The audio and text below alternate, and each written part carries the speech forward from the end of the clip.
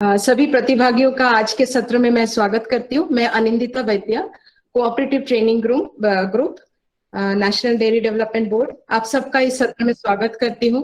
और मैं स्वागत करती हूँ आज के वक्ता दर्शन भाई को। दर्शन भाई, बहुत बहुत स्वागत है और आप सभी प्रतिभागियों का इस सत्र में बहुत बहुत वेलकम। आपको ये बता दें कि ये हमारा सीरीज जो पावर ऑफ कोऑपरेशन या सहकार शक्ति का ये एक सीरीज चल रहा है, उसका आज तृतीय एपिसोड है। आपके सहयोग से 2 सत्र हम लोग और कर चुके हैं इससे पहले, और ये हमारे डिजिटल मंच एनडीडीबी संवाद के अंतर्गत इसका प्रोग्राम इसको हम लोग कर रहे हैं। आज का सत्र जो है, इसका टाइटल है या शीर्षक है साइलेज के द्वारा एक बिजनेस मॉडल। साइलेज एक बिजनेस मॉडल। तो इसमें आज हमारे यहाँ खेड़ा जिला, जो आनंद के पास ही है, खेड़ा जिले के डाकोर एवं चंदासर गांव से दर्शन भाई आए हुए हैं। आप लोग अपने पोस्टर में आप देखे होंगे 2 जनों का फोटो है। एक दीपक भाई है और जो चंदासर गांव के समिति के चेयरपर्सन है, और दर्शन भाई है। दीपक भाई आज हमें यहाँ पे ज्वाइन नहीं कर पाए क्योंकि उनकी स्वास्थ्य थोड़ी बिगड़ गई है, पर उन्होंने व्हाट्सएप के माध्यम से इस कार्यक्रम के लिए शुभकामनाएं भेजी है। दीपक भाई ने अपने युवक दोस्तों के साथ ये साइलेज का, डीके साइलेज नाम का इस बिजनेस को शुरू किया है। और दर्शन भाई जो है इस कार्यक्रम को, इस साइलेज के पूरा मैनेजमेंट करते, डे टू डे मैनेजमेंट करते हैं। तो आपका बहुत बहुत स्वागत है। पशुपालन में जो हरा चारा है, उसकी जो उपयोगिता है आप सब जानते हैं। पशुपालन में दूध के बढ़ोतरी के लिए, आनुवंशिक क्षमता तक पहुंचने के लिए, दूध के खर्चे को कम करने के लिए हरे चारे का बहुत ही बड़ा महत्व योगदान है। और साल भर हरा चारा एक सुनिश्चित करने के लिए जो है ग्रीन साइलेज एक बहुत बड़ा उपयोगी रोल है इसका। और ग्रीन साइलेज मैं समझती हूँ कि साइलेज के बारे में आप सबको जानकारी होगी। और अधिक जानकारी के लिए एनडीडीबी ने एक 16 मिनट की फिल्म भी बनाई है। उसका लिंक हम लोग चैट बॉक्स में आपको दे रहे हैं। आप चाहे तो इसको बाद में आप देख सकते हैं और अधिक जानकारी के लिए। तो अभी हम लोग शुरू करते हैं। सबसे पहले तो दर्शन भाई आपसे पूछेंगे कि ये जो डीके फॉडर है या साइलेज है, इसका आइडिया कैसे आया, कैसा आपने सोचा, कब शुरू किया? आज से 2-3 साल पहले जब मेरे सर्कल में दीपक भाई हमारा सर्कल लेके, तो 2-3 दोस्त ऐसे थे कि जिन्होंने डेयरी फार्म स्टार्ट किया जी। तो उन लोगों ने स्टार्ट किया, बाद में उन लोगों को फॉडर का बहुत प्रॉब्लम आ रहा। फॉडर का प्रॉब्लम आ रहा? हाँ, फॉडर का। तो वो लोग कहीं से, मतलब साइलेज के बारे में उनको पता चला, तो वो लोग दूसरे स्टेट से मंगवाते थे। तो फिर वो, हम ऐसे कभी कभी मिलने जाते थे, बैठते थे, तो वहां पे देखा हमने कि साइलेज। फिर उसके बारे में उनको पूछा, हमारे दोस्त को, कि ये फॉडर का यूज कैसे होता है, आपने इसको क्यों पसंद किया। तो वहां पे उन्होंने उस टाइम पे हमको सब इंफॉर्मेशन शेयर किया हमसे। तो फिर वो आगे जाके मैंने और दीपक भाई ने उसके बारे में सोचा कि अगर ये बिजनेस यहाँ पे हो जाता है तो अपने स्टेट के लोग को वहां बाहर से लाने का जो खर्चा है वो कम हो जाएगा, तो अपने फार्मर को बहुत अच्छा रहेगा। तो वो जाके फिर 2-3 साल तक हम, मतलब उसके बारे में, मतलब सब जानकारी लेते रहे। थोड़ा सपोर्ट हमें दिग्विजय सिंह सर से मिला था, थोड़ा अमूल से मिला उसके बारे में जानकारी के लिए, सबके लिए। फिर बाद में जाके हम फाइनल हुए कि चलो ठीक है, ये एक अच्छा बिजनेस मॉडल है, तो उसमें आगे बढ़ते हैं। तो फिर जाके स्टार्ट किया। 2 जन मिलके ये शुरू किया, ये कार्यक्रम को 2 युवकों ने मिलकर शुरू किया। तो आप रहने वाले हैं डाकोर के, और दीपक भाई रहने वाले हैं चंदासर गांव, जो डाकोर के से 1-2 किलोमीटर, 7-8 किलोमीटर की दूरी पर है। तो दीपक भाई, सबसे पहले श्रोताओं को मैं आपका ही एक वीडियो दिखाना चाहूंगी, डी के वीडियो की पूरा प्रोसेस कैसे करते हैं साइलेज का, तो वो आप देखें।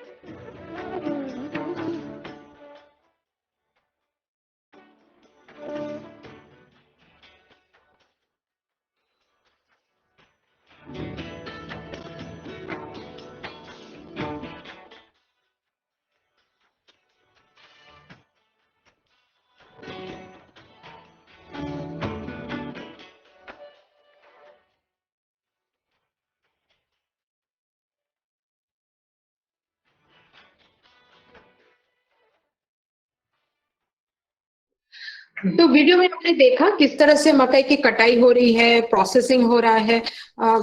तो दर्शन भाई, आप हमको एक विस्तारित ये पूरे चेन के बारे में बताइए, कैसे आप मकई लाते हैं और फिर कंज्यूमर तक किस तरह से पहुंचाते हैं, तो पूरा क्या चेन है थोड़ा समझाइए। यहाँ पे हम इनिशिएट इस तरह से कर रहे हैं कि मतलब जो भी हमारे आसपास के नजदीक के फार्मर्स हैं, तो अभी तक दूसरे कोई भी क्रॉप ले, तो उनको हम मिले, हमने बात किया कि अगर आप मक्का करते तो उनको भी यही चीज समझाई है कि मतलब आपको जो मक्का मिल रहा है, आ रहा है, वो क्रॉप से आपको क्या फायदा होगा, दूसरे क्रॉप को आप जा रहे हैं, खर्चा कितना है, किस तरह से क्या है, क्रॉप आपको करते हैं तो आपको क्या क्या उस पर फायदा हो रहा है। दूसरे क्रॉप ऐसा नहीं है कि नहीं करना है, आप दूसरे क्रॉप भी कर सकते हैं। तो फिर वहां से 2-3 स्टार्टिंग में जब हमने लास्ट ईयर ये कोरोना का समय था, उस टाइम पे उन लोगों को कांटेक्ट किया, बात किया, तो पहले 2-3 फार्मर्स ने ऐसा सोचा कि चलो करते हैं एक बार, उन्होंने मक्का किया। बाद में वहां पे बीज और सब उसका उन्हीं का रहता है, पर जब उसका हार्वेस्टिंग का टाइम आता है, वो हम मशीनरी से भी चेक कर लेते हैं और मैन्युअली भी हमको थोड़ा एक्सपीरियंस की वजह से पता चल जाता है कि अभी ये स्टेज जो है मक्के का, वो साइलेज के लिए एकदम परफेक्ट है। तो उस टाइम से वहां हमारा रोल स्टार्ट होता है, फार्मर वहां से हट जाते हैं, वहां से हम एक बड़ा मशीन रहता है बड़ी अच्छी कंपनी का, वो उससे हम कटाई करते हैं उसकी, और फिर वहां से वो एक बड़े से ट्रक में, ट्रैक्टर में, या वो उसको लोड कर देता है उसमें, और वहां से सीधा आ जाता है फैक्ट्री पे, और फैक्ट्री पे उस पे क्या रहता है, मशीनरी में उसको लोडर से हम डाल के फिर वो पैक करके बना देते हैं। तो एक माने खास स्टेज पर ही मकई की हार्वेस्टिंग जरूरत होती है, वो आप देखते हैं, सुनिश्चित करते हैं। उस टाइम पे क्या रहता है, अगर उसमें कोई गलती हो गई तो मतलब साइलेज जो बनना चाहिए जिस तरह से, वो प्रॉपर नहीं बन सकता है। ये बहुत जरूरी बात कह रहे हैं दर्शन भाई कि साइलेज जिस स्टेज पे बननी चाहिए, वो नहीं बने तो आगे चल के उसका प्रोडक्ट भी मतलब उसका रिजल्ट आपको बहुत ही कम मिलेगा। तो यहाँ किसान मैंने जो साइलेज बनाते हैं मकई से ही, मकई से।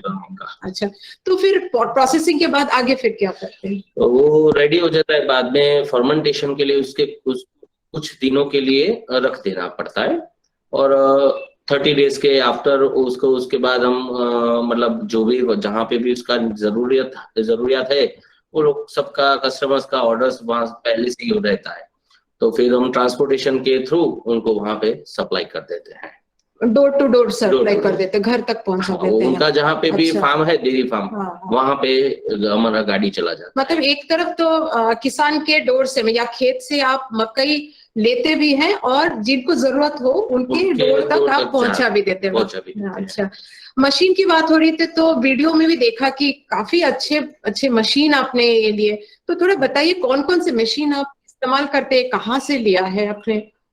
हमारे पास वैसे वेरिएंट 4 है साइलेज के लिए। अच्छा। और 4 वेरिएंट के बीच में हमारे पास 8 मशीन है टोटल, जो उसमें मैं 400 किलो का भी बनाता हूँ बिल, जो एक बड़ा बिल रहता है वो 400 किलो का मशीन रहता है, वो इंडिया के बाहर से इंपोर्ट किया हुआ है। दूसरा जो है मेरे पास, वो इंडिया के ही किसी एक स्टेट से लिया हुआ है, अच्छी कंपनी है वो, उसमें 100 किलो का बनता है। अच्छा। फिर कहीं और एक स्टेट से हमने 60 किलो के 2 मशीन लिए हुए, जो 60 किलो का बिल बनाता है। और एक ऐसी एक डिमांड थी अमूल डेयरी की, कि उनकी मंडली के सब मतलब जो भी दूध भरते हैं वहां पे सभासद, उनको क्या था, वो स्क्वायर बैग अगर रहता है, वो स्क्वायर बैग, तो वो क्या है कि वो स्क्वायर बैग इजीली बाइक पे लेके जा सकते हैं। तो मतलब जिसके पास 1-2 गाय है, तो उसके लिए वो बड़ी गाड़ी भेजूंगा तो वो खर्चा ज्यादा हो जाता है और महंगा हो जाता है साइलेज।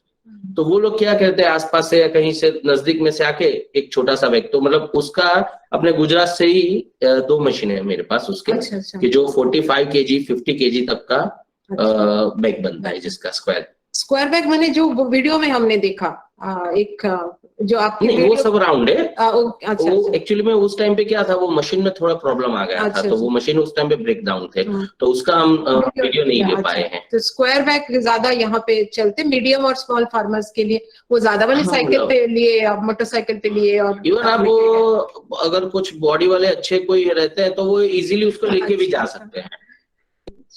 तो मशीन की जानकारी या इसकी कोई ट्रेनिंग कंसल्टेंसी वगैरह कोई मिली है?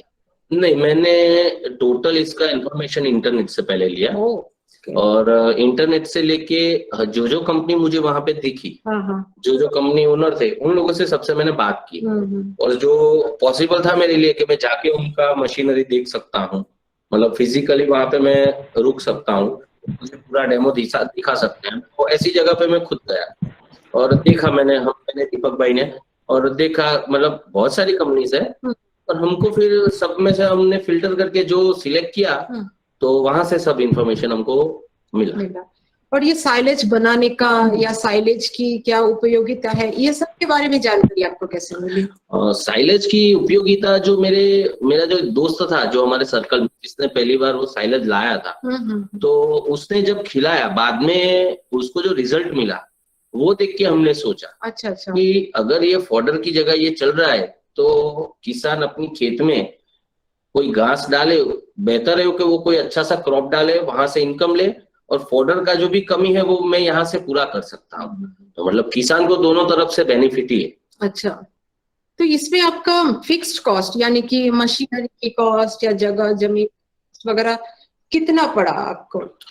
जब हमने लास्ट ईयर स्टार्ट किया था, तब हम 1000 टन का प्रोडक्शन लेके बैठे थे। 1000 टन? अच्छा।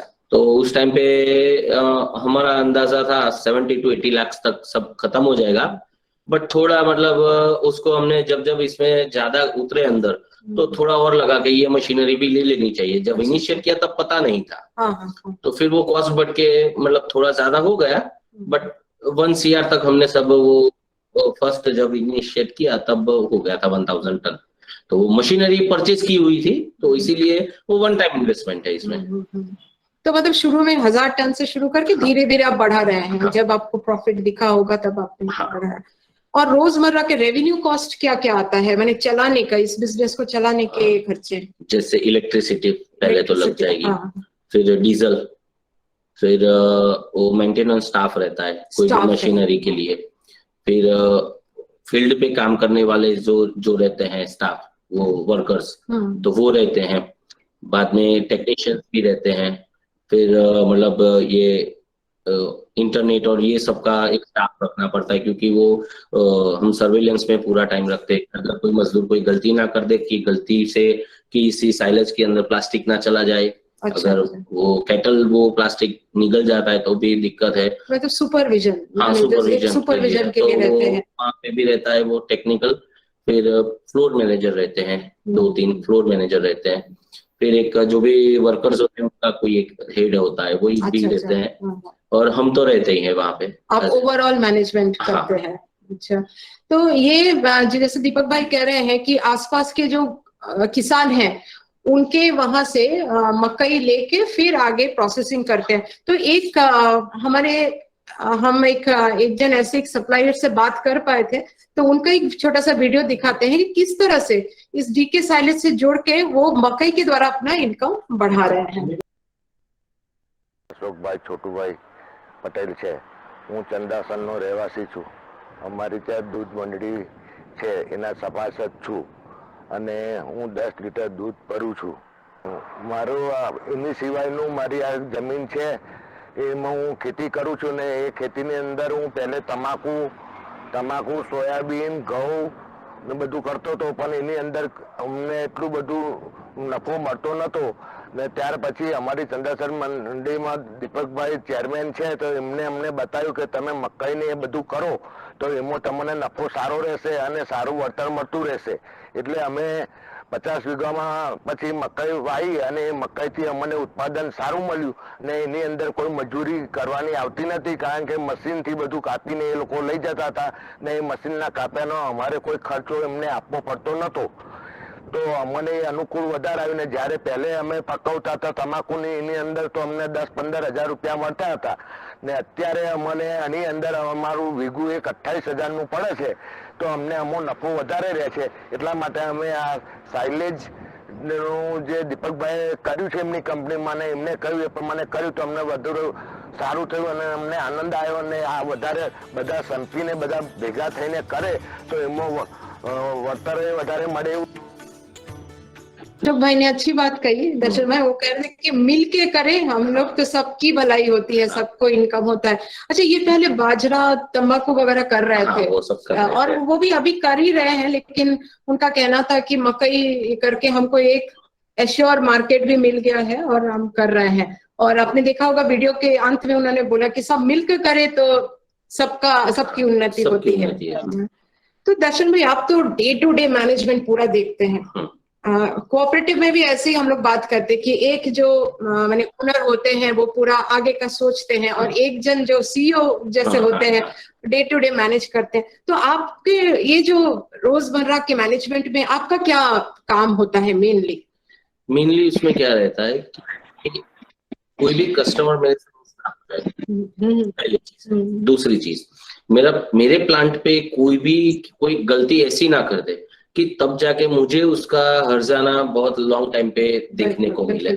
क्योंकि इसमें क्या रहता है कि साइलेज अगर होता है तो वहां चूहे, वो गिलहरी और मतलब जो भी वो सब पक्षी होते हैं, सब बर्ड्स, तो वो लोग भी आके उस पे चोंच मार के उसको खराब कर देते हैं. तो मेरा जो स्टाफ है उस पे फोकस कर रहा है या नहीं करना है, तो वो एक मेरा जरूरी वहां पे रहना जरूरी रहता है कि मैं हमेशा अगर वहां पे रहता हूँ तो काम ठीक तरह से बढ़िया तरीके से रहता है.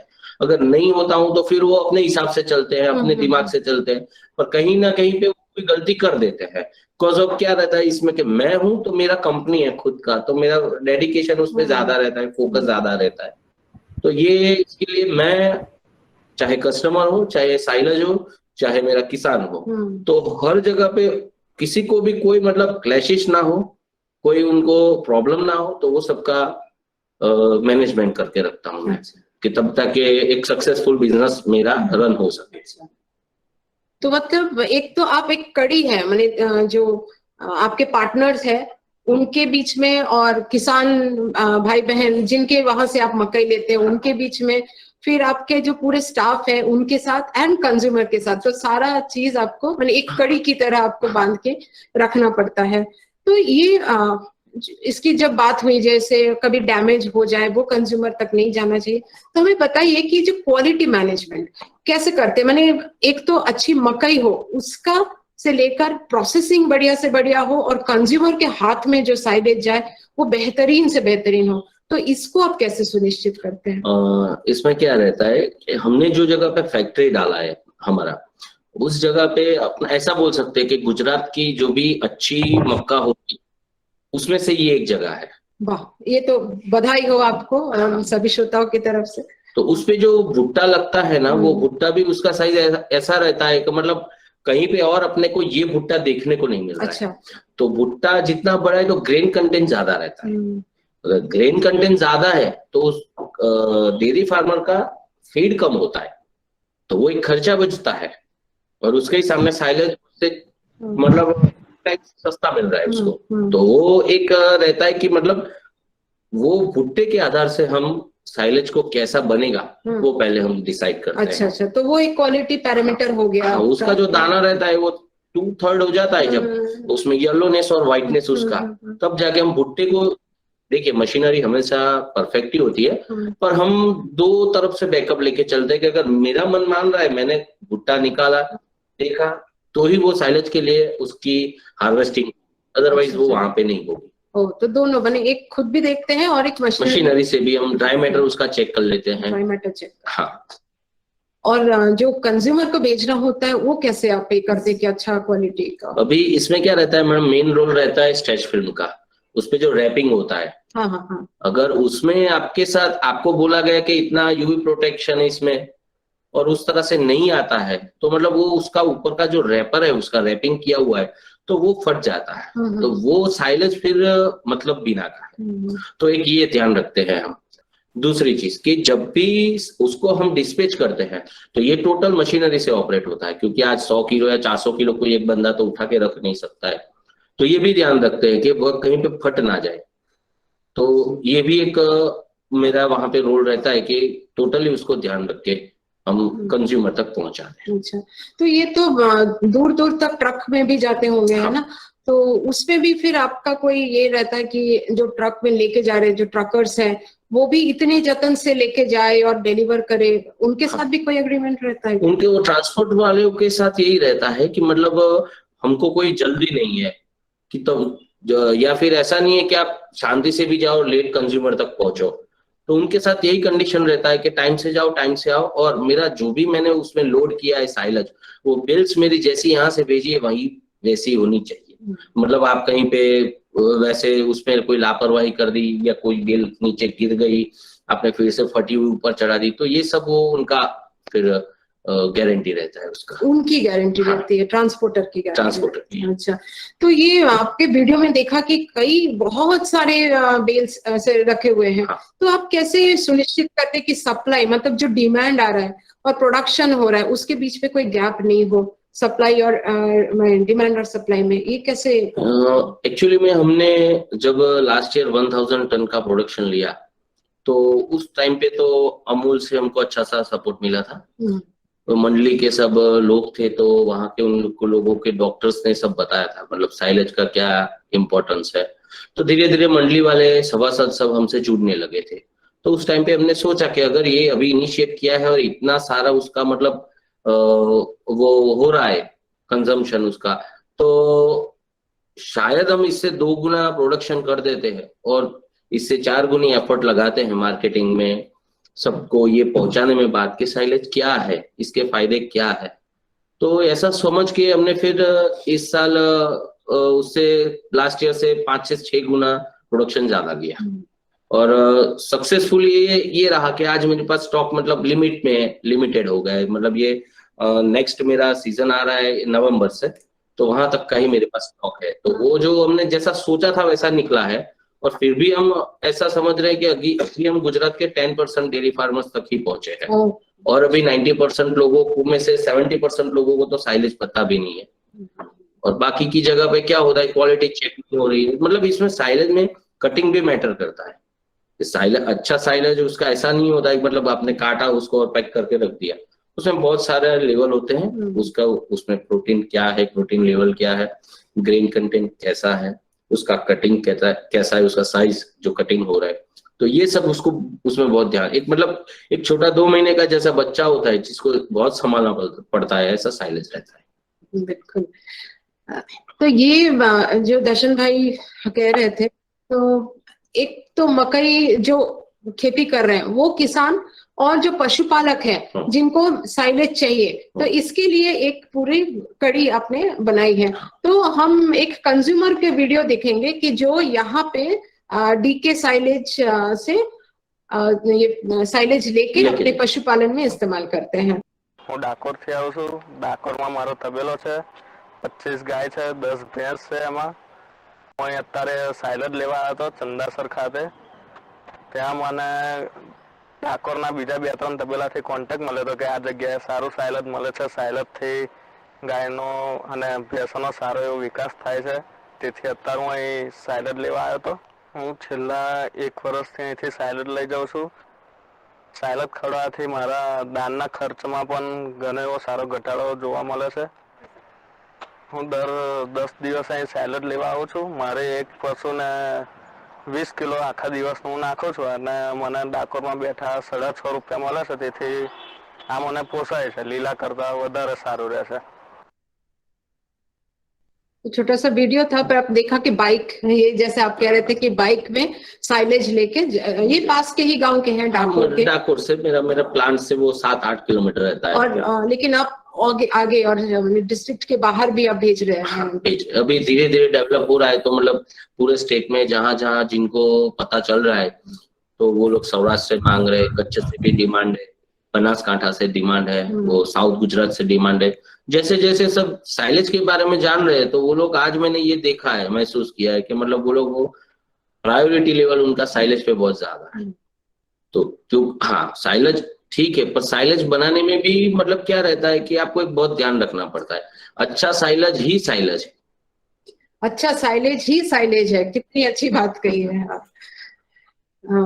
तो ये दर्शन भाई, आप जैसे यंग लोग हैं, आप लोग अभी देख रहे हैं आपके दो अच्छे अच्छे मोबाइल्स हैं आपके पास, आप यूट्यूब से जुड़े हैं, आपके व्हाट्सएप में, ट्विटर में है, तो मैं ये जानना चाहूंगी कि इस बिजनेस में भी आप डिजिटल नया टेक्नोलॉजी, इंफॉर्मेशन टेक्नोलॉजी, ये सब का भी किस तरह से इस्तेमाल करते हैं? मैंने, मेरे लिए एक सॉफ्टवेयर कॉमन है, हर जगह पे अवेलेबल है, वो टैली करके है। टैली? हाँ, अच्छा। उसमें मैं स्टॉक मेंटेन करता हूँ, हर किसान का उसमें रिकॉर्ड रहता है, हर कस्टमर का उसमें रिकॉर्ड रहता है, किस हर मतलब मेरा स्टाफ का उसमें सैलरी है, सब सब कुछ उसका मैनेजमेंट वहां पे रहता है। उसके अलावा मैं माइक्रोसॉफ्ट एक्सेल का भी यूज करता हूँ, कि जो मतलब मेरा एक दूसरा बैकअप है। अच्छा। तो अगर कल मुझे कुछ भी चाहिए, मतलब इंस्टेंट एक्सेस, तो मैं मेरे मोबाइल से भी कर सकता हूँ, मेरे ऑफिस पे हूँ तो मैं मेरे लैपटॉप से भी कनेक्ट कर सकता हूँ इसको। अच्छा अच्छा। और तीसरा मेरा रहता है मैन्युअली, जो मैं मेरे हिसाब से हाथ अच्छा, से ही खुद ही मैनुअली मैं रखते हैं। मेंटेन करता हूँ। अच्छा। अगर कभी जाके कंप्यूटर की कोई गलती हुई, वैसे तो नहीं होती है, पर हुई तो मैं मेरे हाथ से लिखा हुआ वही कंसीडर कर लेता हूँ।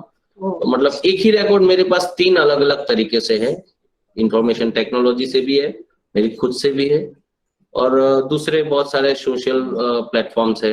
ये इसको, ये जैसे बहुत सारी अभी सॉफ्टवेयर आ गए हैं, ये प्ले स्टोर से भी मिल जाते हैं, गूगल प्ले स्टोर से भी, तो वो भी मैं वहां पे छोटा सा एक बैकअप रखता हूँ। बैकअप रखते हैं। और आप कह रहे थे कि ये देखते हैं कि कौन एम्प्लॉय आए, कितने बजे आए, इसका आप कुछ कह रहे थे उस? हाँ, वो मेरे पास एक मतलब बायोमेट्रिक सिस्टम है उसका, जो अभी अपग्रेड हो गया है, फेस से अनलॉक होता है, तो मतलब उसका उन सबका अटेंडेंस उसी से में वो होते हैं, तो भी उसका वो स्क्रीनशॉट मेरे फोन में अपलोड हो जाता है ऑटोमेटिकली। वो एक बढ़िया सा ऐप है वो, तो वो ऑटोमेटिकली अपडेट हो जाता है मुझे, और मुझे पता रहता है कि आज अगर मैं बाहर हूँ, या जैसे अभी यहाँ पे हूँ, तो मुझे पता है कि मेरे कितने वर्कर्स आज प्लांट पे काम कर रहे हैं, फैक्ट्री पे काम कर रहे हैं, कौन कौन आज एब्सेंट है, तो वो सब मैं फोन से भी मेरे मोबाइल से उसको हैंडल कर सकता हूँ। मतलब एक बिल्कुल जस्ट एक मॉडर्न मैंने वर्कशॉप जैसा है कि बायोमेट्रिक इस्तेमाल कर रहे हैं। मैंने कौन सोच सकते, पशुपालन या साइलेज में भी बायोमेट्रिक इस्तेमाल कर रहे हैं, टैली इस्तेमाल कर रहे हैं। अच्छा, कस्टमर के लिए भी कुछ ये करते हैं क्या? मैंने किस तरह से जानकारी देते हैं अपने साइलेज की मार्केट तक पहुंचने के लिए? मार्केट तक पहुंचने के लिए मैडम सोशल मीडिया पे बहुत सारे 2-3 प्लेटफॉर्म्स हैं। जैसे अपना कोई भी शॉपिंग सेंटर रहता है, जहाँ पे कोई जैसे डीमार्ट है या ऐसा कोई, तो मतलब ऐसा है 2-3 अच्छे से प्लेटफॉर्म है ऑनलाइन, अच्छा अच्छा, कि जहाँ पे आप अपनी कोई भी नीड डालते हो, तो वो लोग तुरंत आपको अपलोड करते हैं कि यहाँ पे आपको अपना नीड जो भी है, जरूरियात, वो यहाँ से आपको खत्म हो सकता है, आपको जो चाहिए वो यहाँ, वो मतलब अगर कोई बायर ने डाला है कि साइलेज है, उस प्लेटफॉर्म पे जाके, वो ऐप पे जाके, तो वो लोग जो भी अच्छे से रहते हैं, जिनका रेटिंग अच्छा सा, और रेटिंग भी हमें कस्टमर ही देते हैं।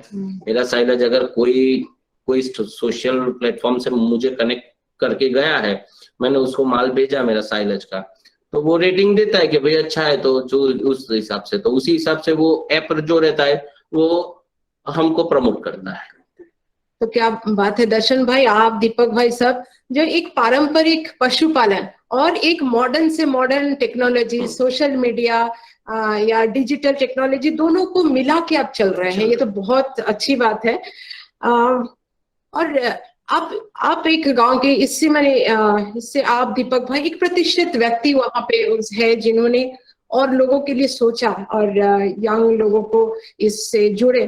तो मैं आपसे ये पूछना चाहूंगी कि किस तरह से आप अपने समाज में, आसपास में, किस तरह से बदलाव आप देख सकते हैं इस बिजनेस की वजह से?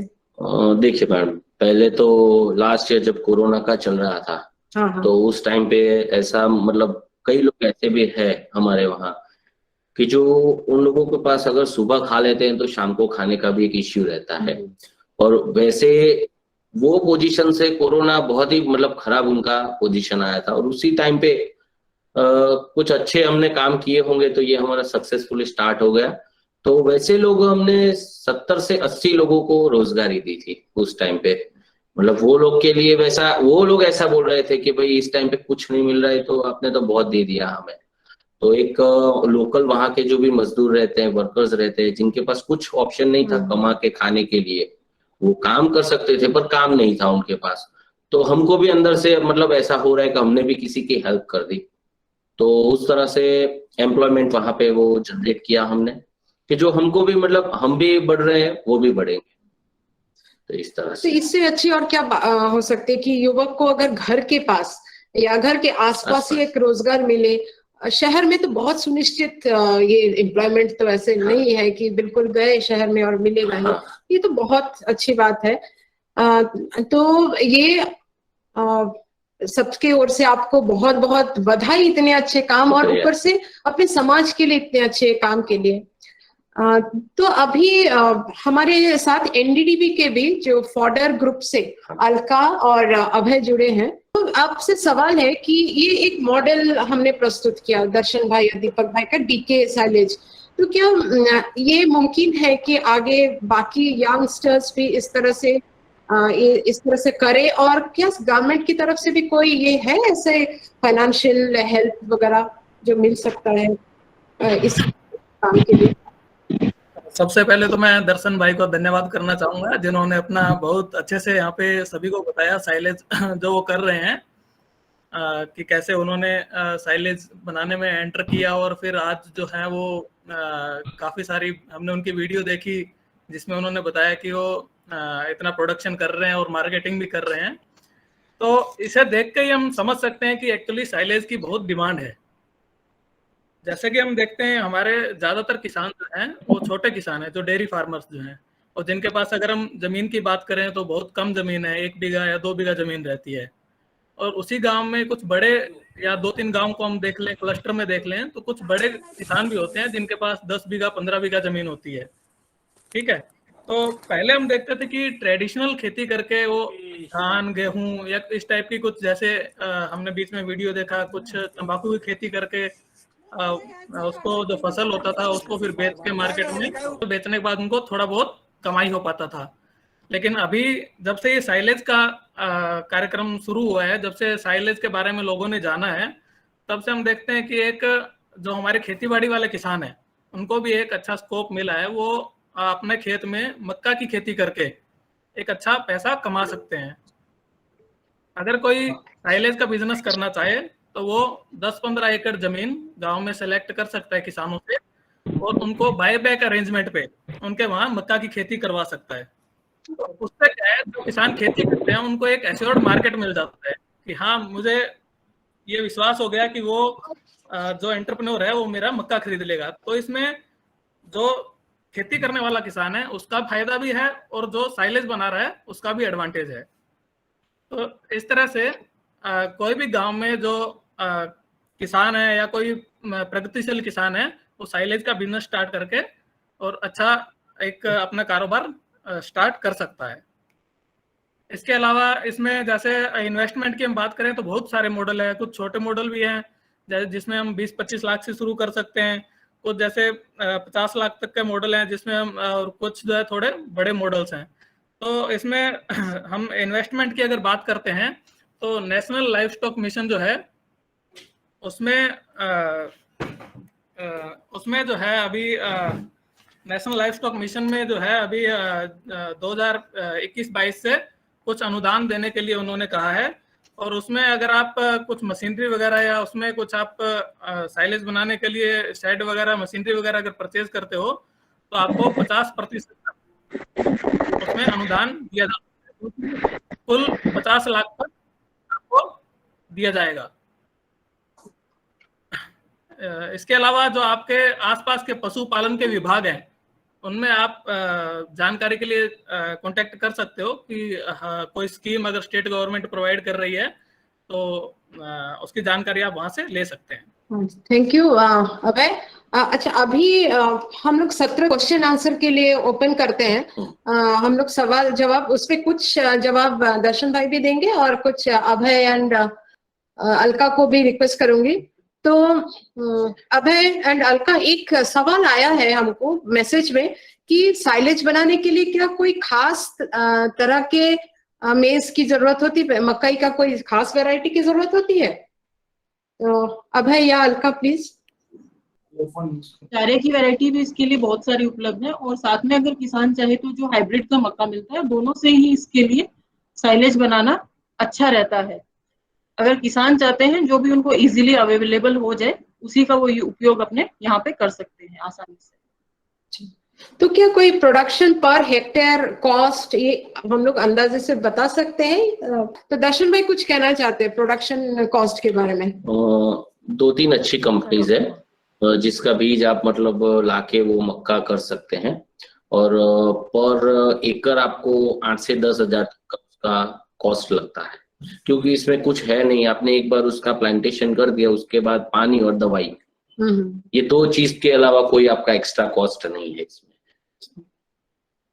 जी आप पूछिए नवीन त्यागी जी। या हाँ जी, मुझे ये जानना था कि साइलेज के क्या क्या एडवांटेजेस हैं और यदि कोई पशु साइलेज को नहीं खा रहा हो तो हम उसको खिलाने के लिए क्या क्या उपाय कर सकते हैं? अच्छा, साइलेज के बारे में एक विस्तारित एक फिल्म हम लोगों ने इसमें दिया है यूट्यूब में, तो शायद उतनी लंबा चर्चा कर नहीं पाएंगे, लेकिन शॉर्ट में आप बता दीजिए क्या। नवीन जी इसमें क्या रहता है, ऐसा कोई भी कैटल नहीं रहता है जो साइलेज नहीं खाएगा।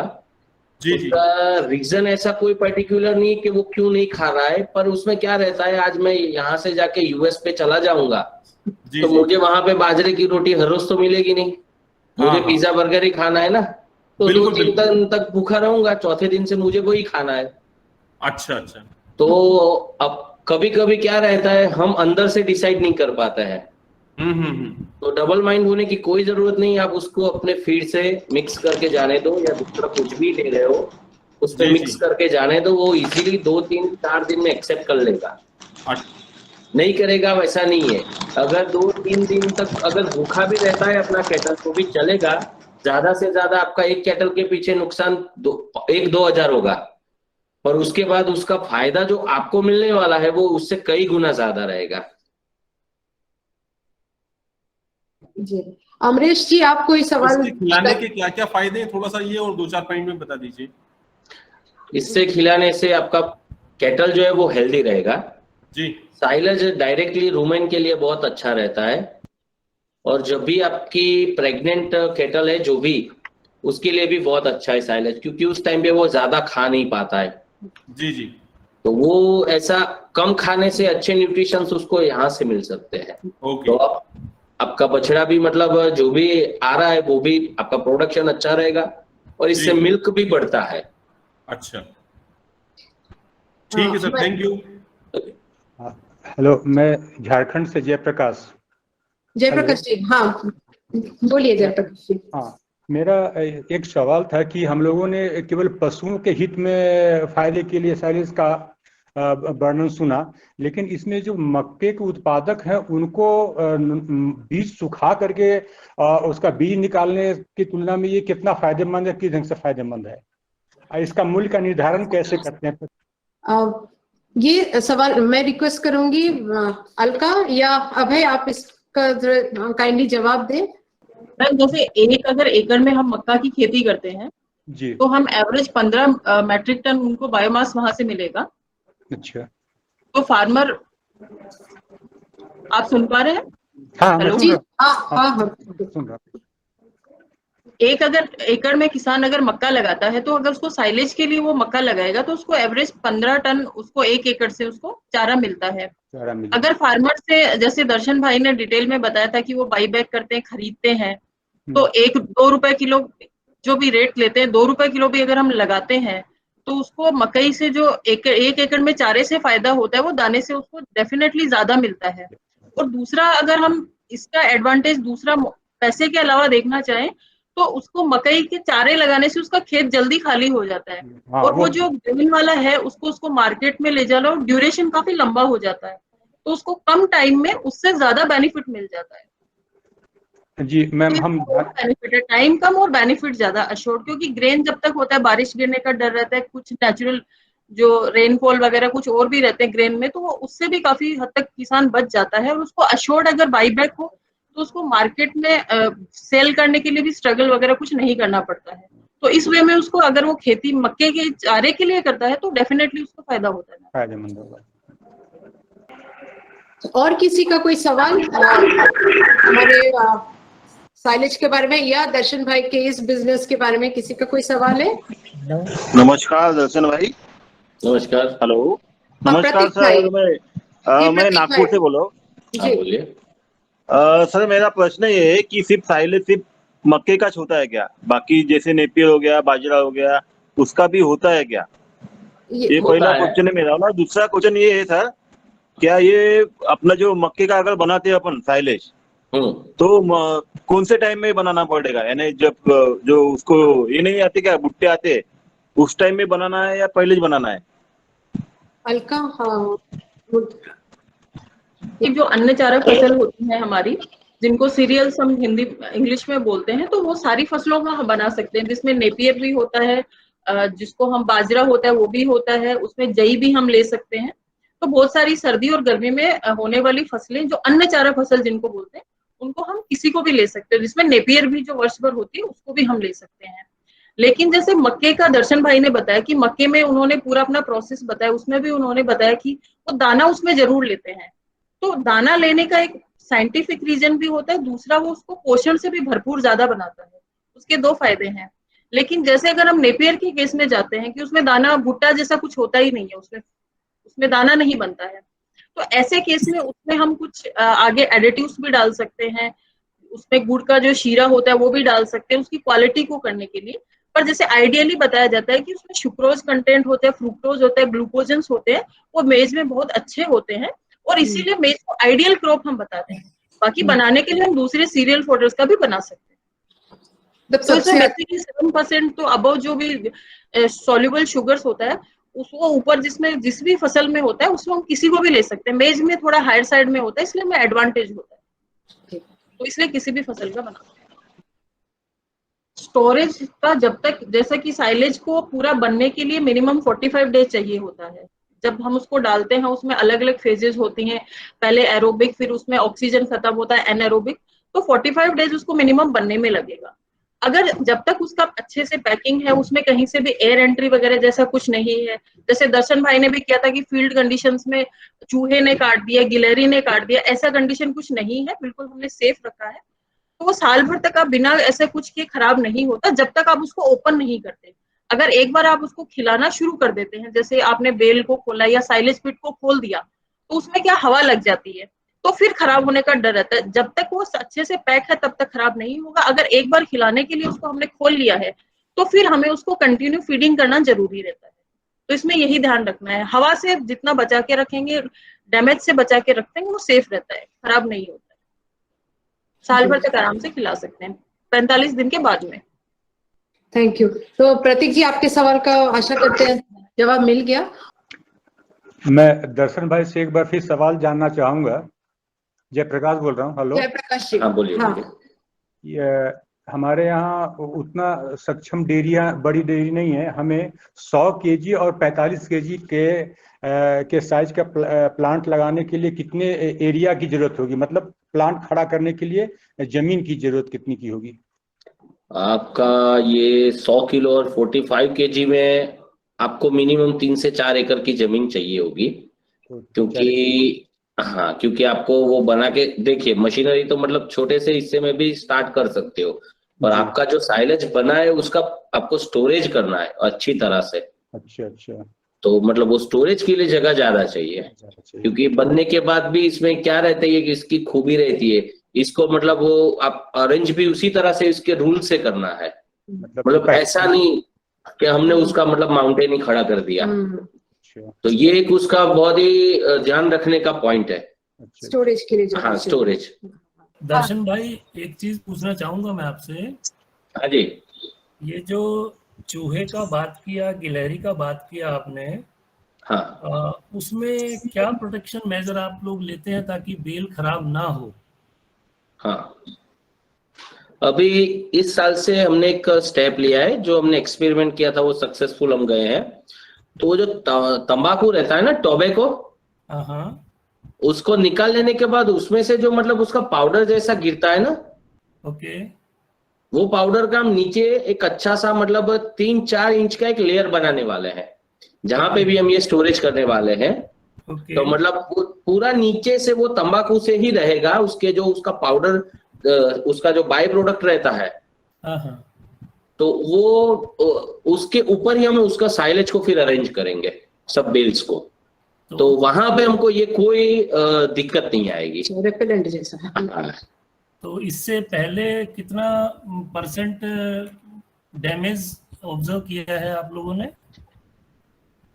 मेरा टोटल प्रोडक्शन का जो भी मैंने प्रोडक्शन लिया है उसका शायद 15% तक मुझे डैमेज आया है। 15%। और टोबैको वाला आपने अभी शुरू किया करके देखा है क्या? हाँ, मतलब मैंने एक ट्रायल लिया था, जिस जगह पे मेरा टोटल स्टोरेज है उसके बीच में एक जगह मैंने खाली की, और वहां पे मैंने वो उसको वहां पे डाल दिया, उसका एक लेयर बना दिया अच्छा सा 3-4 इंच का, और उस पे थोड़ी सारी बेल रख दी। तो मतलब शायद वो 1.5 महीना हुआ है, अभी उसमें कोई पंक्चर नहीं हुआ है। ओके। इसके अलावा कोई आपने केमिकल या चूहे के लिए दवाई या कोई ऐसा मेजर अपनाया है? नहीं, ऐसा नहीं करना है, वो भी मतलब जीने ही आए हैं तो उनको खत्म नहीं करना है। नहीं, वही पूछ रहा हूँ, कुछ किया है क्या आपने? नहीं किया? नहीं, ऐसा कुछ नहीं किया, मतलब आने नहीं देना है। नहीं देना है, आप कहीं और चले जाओ। श्योर। मैंने एक्चुअली लेट ज्वाइन किया था इसमें, अच्छा, वीडियो मैंने नहीं देखा आपका। ये पूछना चाहूंगा, आपका जो किसान के खेत का जो प्रोडक्शन है वो लगभग कितना आ जाता है 1 एकड़ में आपके यहाँ पे? 1 एकड़ में किसान को मिल जाता है 15 टन तक मिल जाता है लगभग। हाँ, ये मेरे एरिया की बात कर रहा हूँ। हाँ, आपके और एरिया ये की भी बात तो हाँ, ये टोटल क्रॉप जो रहता है वो विंटर क्रॉप रहता है। Yes yes. उसमें क्या रहता है, उसका हाइट 14 फीट तक जाता है। हाँ। तो जितना हाइट है उसका मतलब उसका भुट्टा भी उतना हैवी रहता है। तो ये एक बेनिफिट है मेरे साइलेज का। तो आप कौन सी वैरायटी इस्तेमाल करवाते हैं किसान से? मतलब राशि का आता है वो किसान, हम किसान को नहीं, हमने तो किसान को एक कंडीशन किया हुआ है कि आप कुछ भी करो पर अच्छा सा, आप वो जो रेट उन लोगों ने डिमांड किया है वो हमने उसमें कोई नेगोशिएशन नहीं किया है, तो फिर ये उनका लुकआउट है। सॉरी, रेट कितना दिया आपने अभी? लगभग पर केजी 2.50। 2.5? हाँ, 2.5 पर केजी।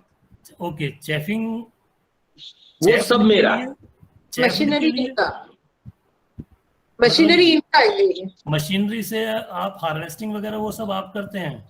हाँ, मतलब किसान उसको रेडी करके दे देता है, मुझे लगा कि इस दिन से इसको मेरे को हार्वेस्टिंग इसका स्टार्ट करना है, तो मैं उस वहां से टोटल कॉस्ट मेरा रहता है। ओके। तो लगभग जैसे अभी आप 1 साल, कितना साल हुआ है आपको दर्शन जी? 1 साल से ज्यादा हो गया। लगभग कितना साल हुआ? 1 साल से ज्यादा हो गया है। 1 साल से। तो ये मशीनरी वगैरह दर्शन भाई कॉस्ट कितना पड़ा आपको लगभग? मेरे पास बहुत सारे मशीन है, 8 मशीन है मेरे पास, तो हर किसी का कॉस्ट अलग अलग है। जो छोटा मशीन है 60 kg का, जो जिसमें राउंड बेल बनता है, वो रहता है 12 से 13 लाख के बीच में। ओके। और बहुत ही वो अच्छी कंपनी है। एक लाया था मैं, स्टार्टिंग किया था, एक ही हफ्ते में मैंने उनको दूसरा बुक करवाया था, तो वो मशीनरी भी अच्छा है। और फिर 100 kg का रहता है, वो मैं दूसरे एक स्टेट से ला रहा हूँ, वो रहता है 20 लाख से ऊपर। अच्छा। 20 से 22 के बीच में रहता है। और एक 400 kg का है, वो मैंने इंपोर्ट किया हुआ है कहीं से, तो फिर वो 45-45 के अप रहता है। ओके। और स्क्वायर तो लगभग कितना किसान आपने जोड़ दिए हैं इसे, और कितना एकड़ जमीन में वो लोग करते हैं? ये जो मेरा लास्ट ईयर का प्रोडक्शन था ये 800 एकड़ का था। ओके। आसपास के, और शायद मेरे पास अभी 35 किसान मेरे से जुड़े हुए हैं।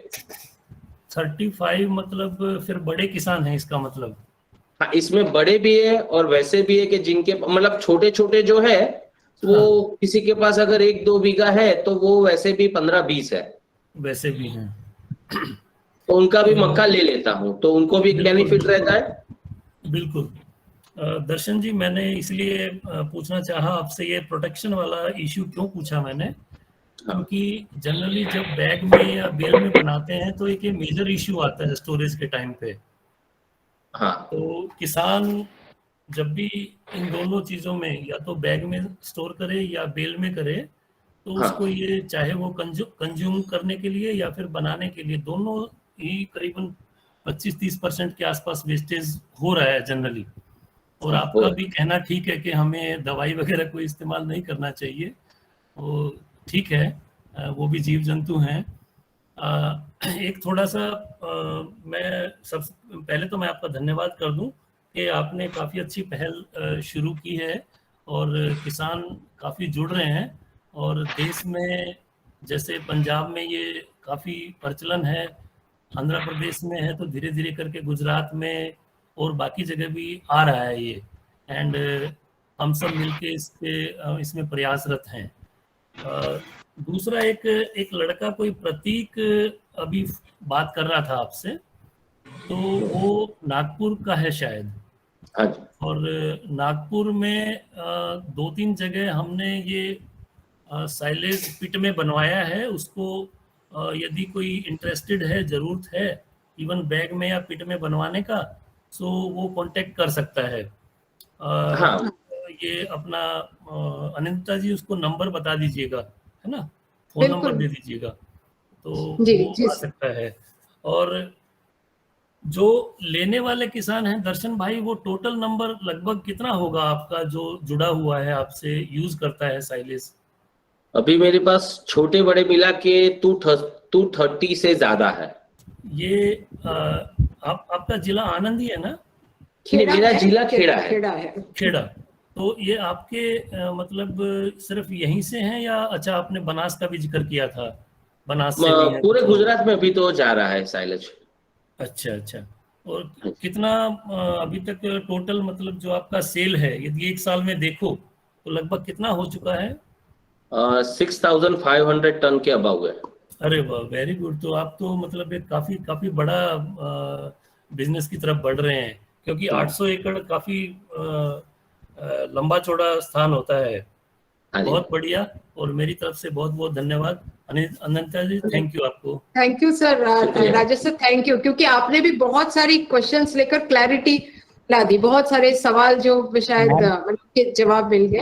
नहीं, एग्रीड। एक ये अपने जायसवाल जी बात कर रहे थे, छोटा किसान के लिए, है ना? जी। तो हाँ, जायसवाल जी को मैं एक चीज और कहना चाहूंगा, यदि वो अभी हो इसमें, तो एक मॉडल जो बारामती में शुरू किया है एनडीडीबी ने, जिसमें एक बड़ा साइलो बना के, करीबन 150-200 टन का साइलो बना के, उसमें यदि हम साइलेज बनवाएं एक सक्षम फार्मर पे, या एक जो हमारी डीसीएस है वहां पे, और उसको रीपैक करके हम सेल करें, तो छोटे लेवल पे वो भी किया जा सकता है। जी सर। हाँ, तो जायसवाल जी जो छोटा मॉडल की बात कर रहे हैं, तो शुरुआत उससे भी किया जा सकता है, जो बारामती वाला मॉडल है। और थोड़ा ज्यादा उसके बारे में जानकारी यदि अभय या अलका और देना चाहें तो वो भी दे सकते हैं। ठीक है मैम, मैं बिहार से रोशन बोल रहा हूँ, नवगंगा फूड प्रोडक्ट्स प्राइवेट लिमिटेड से। अपने बिहार में भी साइलेज का कॉन्सेप्ट लाया है। जी मैम, सुन रही हैं? जी हाँ, सुनाई दे रही है। 1 साल से हम लोग भी बिहार में स्टार्ट किए हैं, और हम लोग ऑर्किल मशीन से, ऑर्किल जो नॉर्वे की मशीन है मैम, हम लोग उससे करते हैं यहाँ पे साइलेज। और एक सर थोड़ा सा आप भी एक्चुअली इस फील्ड में हैं, और पहले से भी आपको एक्सपीरियंस भी है कुछ टाइम का। सर, स्मेल को लेकर के, क्या स्मेल थोड़ा हार्ड क्यों हो जा रहा है? ज्यादा ग्रेन होने के कारण स्मेल थोड़ा हार्ड होता है, या क्या रहता है इसमें? वो अच्छी चीज है, वो अच्छी बात है, स्मेल अगर हार्ड हो रहा है, क्योंकि इसमें क्या है कि कई लोगों ने साइलेज बना तो दिया। मैंने आगे भी एक बात बोली थी कि अच्छा साइलेज ही साइलेज है, तो कई लोगों को उसका पूरा मतलब वो कैसा होना चाहिए, कई बनाने वालों को भी नहीं पता था। स्टार्टिंग में हमको भी नहीं पता था, पर हमने उस पे बहुत ज्यादा मतलब फोकस किया और हमने इम्प्रूवमेंट लाए, और फिर हमको पता चला कि एक्चुअली में वो कैसा होता है। तो अभी हमको जो हमारा वो एक बोलते हैं ना आइडियल साइलेज जो होना चाहिए, वो अभी हमारे पास है। वो तब जाके पता चला कि जब हर मतलब बहुत सारे लोग बना रहे हैं साइलेज, दूसरे स्टेट से भी यहाँ पे गुजरात में आ रहा है साइलेज, तो स्मेल में क्या हर किसी का अलग अलग रहता है, तो उसमें मक्का भी डिपेंड करता है। उस टाइम पे आपने जब बनाया है साइलेज, तो कल्चर आपने जो डाला हुआ है अंदर, वो कल्चर भी डिपेंड करता है। जी जी बिल्कुल। और कल्चर में सर हम लोग फर्स्ट प्रोडक्शन हम लोगों ने करा था तो विदाउट इनोकुलेंट यूज किया था, उसका स्मेल टेंजेंट था, बहुत ज्यादा स्मेल था। और फीडिंग में मैं बताऊं सर, तो फीडिंग थोड़ा सा कम था, फीड इनटेक कम था। ये क्यों बता रहा है? कम खा रहे हैं, कम। वो तो देखो, अब एक बात बता दूं मैं आपको, एक एग्जांपल से मैं आपको समझा देता हूं कि मेरा बेटा आज डेयरी मिल्क मांग रहा है, कैडबरी मांग रहा है, और मुझे पता है उसके लिए सही नहीं है, तो 2 दिन तक वो नहीं खाएगा, तीसरे दिन उसको खाना ही है, चाहे मैं उसको डेयरी मिल्क दूं या नहीं दूं। तो अपने कैटल के पास वो बोल नहीं सकता है, पर हम समझ सकते हैं, बोल सकते हैं, और उसके लिए सही क्या है वो हमें डिसाइड करना है, तब जाके उसका भी ग्रोथ होगा, हमारा भी होगा। और साइलेज, गुड साइलेज के लिए क्या कल्चर, जैसे कुछ कंपनियां हैं, जैसे मैं नाम लेना चाहूंगा, केमीन है सर, इनका कुछ प्रोडक्ट आता है। केमिन है, अच्छी कंपनी है, और मैंने उन्हीं का लास्ट प्रोडक्शन में यूज किया हुआ है कल्चर। क्या रिजल्ट रहा है सर इसका? बहुत बढ़िया है, बहुत बढ़िया है। हम लोग भी यूज कर रहे हैं सर, सेकेंड प्रोडक्शन अभी हम लोगों का है और यूज कर रहे हैं, और बहुत बढ़िया रिजल्ट आ रहा है सर यहाँ पे। आपके बिहार में अभी धीरे धीरे डेवलप हो रहा है, बहुत सारे लोगों के मुझे भी फोन आए हैं वहां से, तो आप अच्छे से फोकस कीजिए, बहुत ही बढ़िया और बहुत ही विशाल एक फील्ड में हो आप, ऐसा समझ लीजिए। जी जी जी बिल्कुल बिल्कुल सर, हम लोग यहाँ पे एक इन्वायरमेंट क्रिएट कर रहे हैं, और डे बाय डे हम लोग एक्चुअली फील्ड में जा करके लोगों को साइलेज के बारे में अवेयरनेस प्रोग्राम भी हम लोग कर रहे हैं साथ में, और इसका बेनिफिट भी लोगों को मिल रहा है। और मिल्क इंक्रीज तो बहुत अच्छा, बहुत हद तक हम लोग अपने साइलेज को टेस्ट भी करवाए हैं, और 28.9% मिल्क इंक्रीज हुआ है। ये रिजल्ट में सर अच्छा है, बहुत बढ़िया, पूछा वहां से मैं निकलवाया। रोशन जी, इसमें क्या है, समझाने से ज्यादा अगर आप उन लोगों को साइलेज का ट्रायल दिलवाओगे ना, तो जल्दी से वो लोग समझ लेंगे इसको, तो आपका समय बचेगा, आपका एनर्जी भी बचेगा। तो डायरेक्ट उन तक पहले साइलेज पहुंचाइए, बाद में उसको आप समझाइए कि ये क्यों भेजा है और इसके क्या फायदे हैं, वो आप देख लो। रोशन जी, आप भी बहुत अच्छा काम कर रहे हैं, हमारी तरफ से आपको बहुत बहुत बधाई। अच्छा, सवाल आ रहे हैं आपके फोन नंबर का, वो हम लोग चैट के बाद दे देंगे। अलका, एक सवाल बार बार आ रहा है, बस क्विकली आप बता दीजिए। मैंने 2 चीज, एक तो उसमें कुछ साइलेज बनाते समय हम कुछ ऐड क्या कर सकते हैं, और दूसरा सवाल, पशु खा नहीं रहे हैं, हालांकि कई दर्शन भाई ने बताया है, फिर भी क्विकली आप थोड़ा सा ये 2 सवाल का जवाब दे दें। जी मैम, रिगार्डिंग हमें ऐड क्या करना है, तो जैसे मेज का हम साइलेज बना रहे हैं, तो मेज में हमें जनरली जैसे मैंने आपको पहले भी बताया था कि इसमें जो सॉल्युबल शुगर्स हैं उसका हमें लेवल देखना पड़ता है, क्रॉप्स में कितना है। तो जैसे दर्शन भाई अपना साइलेज बना रहे हैं, दूसरे किसान भी जैसे बनाते हैं, तो उसमें अगर हम ग्रेन डाल रहे हैं, और वो भी जिसको बोलते हैं मिल्क टू डो स्टेज का, हम अगर उसमें ग्रेन यूज कर रहे हैं, तो उसमें साइंटिफिकली हमें कुछ ऐड करने का इतना जरूरत नहीं रहता है कि उसमें फार्मर्स को उसमें कॉस्ट एड ऑन हो, ऐसा हो, तो ऐसा जरूरत नहीं रहता है, तो वो नहीं डालेंगे, या डालेंगे तो उसमें जो बेनिफिट होने वाला उसमें कोई डिफरेंस नहीं रहता है। मेज के अलावा अगर हम जैसे कोई दूसरा क्रॉप लेते हैं, जैसे नेपियर लेते हैं, या फिर मिक्स करके साइलेज बनाते हैं, उस केस में हम जैसे मोलासिस यूज कर सकते हैं, गुड़ का घोल फार्मर अगर अपने लेवल पे बनाना चाहे तो वो भी यूज कर सकता है। कॉमर्शियली लेवल पे भी फार्मर्स अपने अपने तरीके से काफी जो मेथड्स है वो यूज कर रहे हैं, जो उनको सूट कर रहा है प्रैक्टिकली। बट अगर इसको हम पूरा देखना चाहे तो एक कंसेप्ट है कि उसमें सॉल्युबल शुगर्स अगर ऑलरेडी जैसे मेज में अच्छा है, उसको हम एडिटिव्स रिकमेंड नहीं करते हैं, इतना ज्यादा जरूरत नहीं रहता है, क्योंकि वो कोस्ट एड ऑन करता है, तो उसको हम ज्यादा नहीं करते हैं। दूसरा क्रॉप्स में हम कर सकते हैं। थैंक यू भाई। आप आज के युवाओं को जो इससे जोड़ना चाहेंगे, आप उनके लिए क्या मैसेज या क्या संदेश देना चाहेंगे? देखिए, आप सबके लिए एक ही मैसेज है, सक्सेस का कोई मंत्र नहीं था, उसके लिए धैर्य और तप करना पड़ता है। अगर आप पहले दिन से ऐसा समझ लो कि मैंने ये कर दिया और करके दूसरे दिन से मुनाफा स्टार्ट हो गया, तो ऐसा मत कीजिए। और मैं बोलता हूं कि अगर आपको 6 महीने के बाद भी अगर कुछ नहीं दिख रहा है तो आप मतलब निराश मत होना, उस पे डटे रहना, बहुत लगन से काम करना, सक्सेस जरूर मिलेगा आपको। अच्छा, बहुत बहुत धन्यवाद दर्शन जी। दर्शन जी इतने व्यस्त रहते हैं अपने काम में कि मैंने आज भी कितने सारे फोन शायद मैनेज करना पड़ा होगा इनको, कि पूरा मैनेजमेंट देखना पड़ता है। तो इतना समय निकाल के आप यहाँ पे आए, हमें समय दिए, बहुत बहुत आपका धन्यवाद। और आशा रखते हैं कि आप मैंने ये जुड़ाव का पहला पड़ाव है, आप हमारे साथ जुड़े रहेंगे और सभी किसान भाई बहनों से जुड़े रहेंगे। मैं धन्यवाद देना चाहूंगी आप सभी श्रोताओं को, और आपके प्रेजेंस ने और आपके सवालों ने बहुत क्लैरिटी लाने में मदद की है। हम ये जो वेब सीरीज है सहकार शक्ति, ये आगे जारी रखेंगे, जिसकी जानकारी हम व्हाट्सएप के माध्यम से देते रहेंगे। हम जुड़े रहिए उसके लिए। अभय एंड अलका, धन्यवाद। आप सबको बहुत बहुत धन्यवाद। दर्शन भाई, थैंक यू।